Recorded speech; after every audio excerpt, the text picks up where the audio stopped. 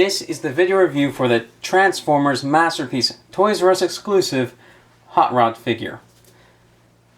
This figure is nice, but has most of the flaws of the original Takara release. Although one important part has been fixed in two ways. If you look at the feet, they are missing a piece right here and right here. Those pieces were notorious for breaking off on the original Takara release. On the Hasbro release, they're just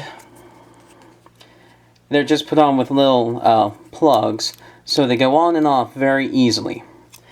So that's one fix. They're not just going to break off anymore. The next part of the fix is that the boots are red.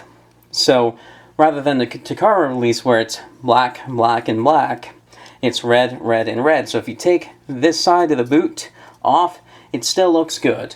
It doesn't look as great as with the boot on, but it doesn't look bad. And it's important because when you have the side boot piece on, it will rotate a lot. And because it doesn't lock into place and it rotates, it will act as a hinge and fulcrum, and it will force this open, and it makes for a very... It doesn't fit together very solidly when you have that piece in there. But when you don't have the piece there, the legs fit together really well. So that is good. I like how they fixed that. However, this figure does have a flaw that I do not think the original Takara release has. I don't know, I've never been able to get anyone to tell me exactly how this part works on the original Takara release, but I've never heard of this problem on the Takara release, which is, if you look at the elbow, see that? It just sort of flops. Even though you hear ratcheting, that's because the part that the arm ratchets on up here is just free floating, and I don't understand that because I don't think that was on the original release. It very well could have been, but I've never been able to get confirmation. So it has a new flaw, I think. It fixes an old flaw. And then there's one last flaw that this figure has that was present on the original version, which is the die-cast feet. They don't work very well because it's a ratchet, but it's die-cast metal on plastic in there. And the plastic is really wearing down. It wears down really fast because, for one, the spring's too strong and the plastic's too soft. Although on this side it's pretty tight, I can still feel it getting loose. So, despite these flaws, it's still a good figure. You have to know what you're getting into with this in order to be able to appreciate it. Like, go in knowing what's wrong, figure out if you can accept them, and if you can, get it. If you can't, then don't bother.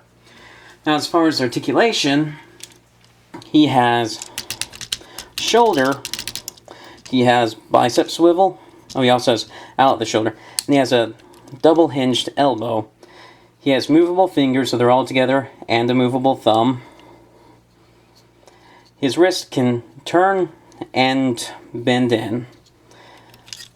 His head can look up, down, side to side. If you need him to look more up, you can pull up this gray piece, this gray hinge that his neck's on, and he'll look up about that far.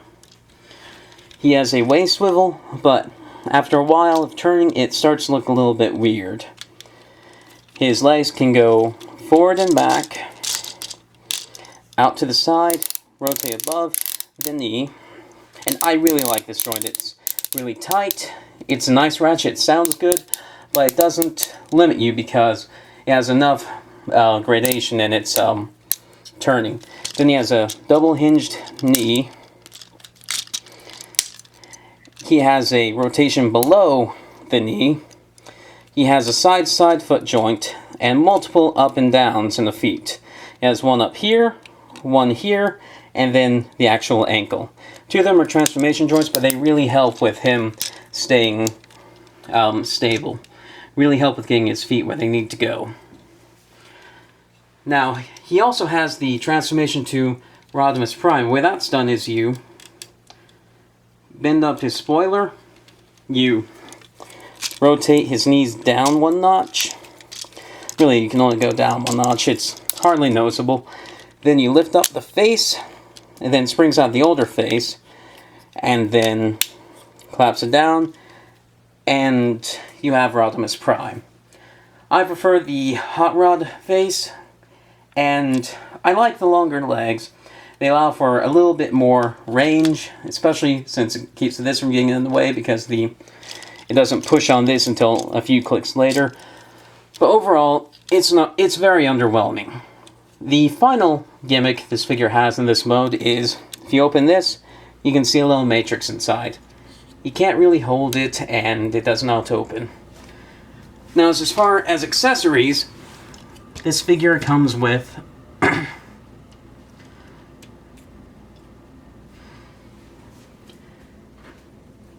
he comes with a little Target Master figure. I hate his gun mode, but his robot mode is really nice.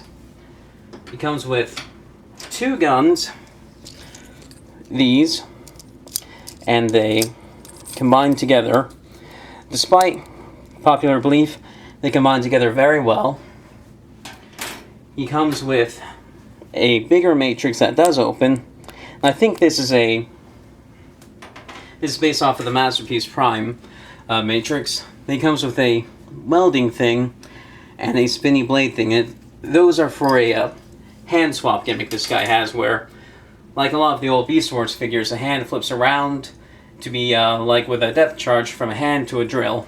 I don't like the gimmick. I think it's underwhelming. Like, the blade doesn't spin very well, and it's a bit of a hassle to do. So, next, let's transform this guy. First thing you'll do is you'll turn the arms backwards, and then turn them forward, so this is on the inside, and then rotate his hands so that he's sort of grabbing his own wrist like that. And then rotate the arm all the way around like this, so this is over this little red piece. Do the same on the other side. Turn around, make him grab his own wrist, and flip it all the way around. Rotate his head backwards, fold his hips back up, come around to this, pull it off, open this up, and turn it around and lay it flat. Open these out and lay it flat on his rear end. Rotate this all the way around, and now we get to a little bit hard part, the legs. Open this up, open the legs around like this, and rotate these around so the wheel is facing toward you. Open these up and hinge the feet out as far as they will go. And then, yeah, hinge the feet out like this. Rotate this all the way around and kind of work it so that the feet go into the back of the what was the torso. So they go in somewhat straight like this. Do the same on the other side. Turn it. Turn it. Open this. Pull this out. And it'll be like this. Push this in. Push this all the way in. There's a little tab right here. That'll tab into a little hole right there. And this is a little hard to do on one of the legs. Then once you have that done, push this up and leave it alone for now, because we'll be doing something later with that. Push this down, and these little pieces here will go into those little slots right there. It's a little bit hard to do at first because you won't quite know how strong the plastic is. And then these will tab into his knees, or what were his knees. And then finally, these plates here will tab into part of his pelvis. I tab these in last after this pulls the legs together as far as they're going to go, and these do too, because otherwise there's some strain on these, and tabs that tab into his pelvis are pretty small. Finally, you bring this down, you pull this out and around, and you fold this in, pull these out, and fold this up.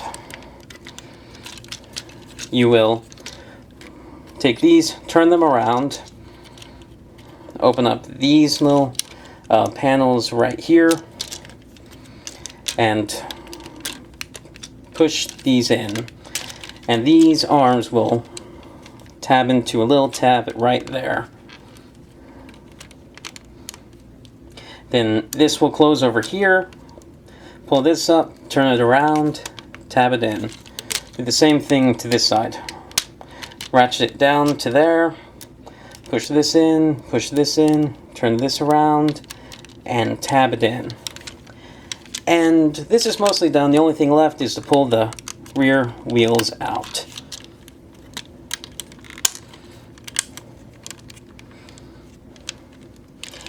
And that is the car mode.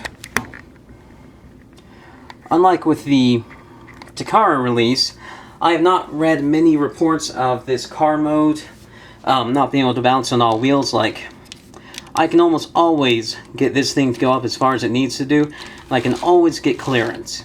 I mean, it's even rolling pretty well on this towel. There's not much friction there. And really, this is a nice car mode. I really like it. It goes together really well. Pretty easy once you know what you're doing.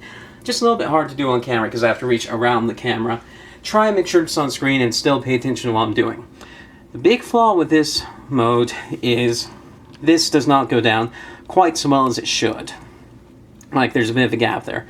And I really don't know what to do to fix that, because this chest piece here, there's no way to open it up, so I can't examine the mechanism inside. Now, as for gimmicks in this mode, you can open this up and see an interior, but because the feet are right here, you can't really put any figures there. It's just, it's a nice little touch, and it was used in the Takara release as part of the transformation to Rodimus Prime, because he would go into the trailer backwards. So that these right here were the front of the car with a shell that went over. So this is a really nice car mode. It's a really nice figure, a really interesting transformation that fills up this car really well. You wouldn't think that such a lean, kibble-free looking robot could turn into such a big, wide, flat car so perfectly. I mean, it's not perfect, but it's really good. So, unlike the Classics Hot Rod figure, which I detest, I really do like this. I just wish that these small flaws, like with the metal feet and with the elbow, and this, so it's not quite so much of a big deal, since it's more of an aesthetics thing than a toy functionality thing. It's not a bad figure. I really like it. That's all. Thanks for watching.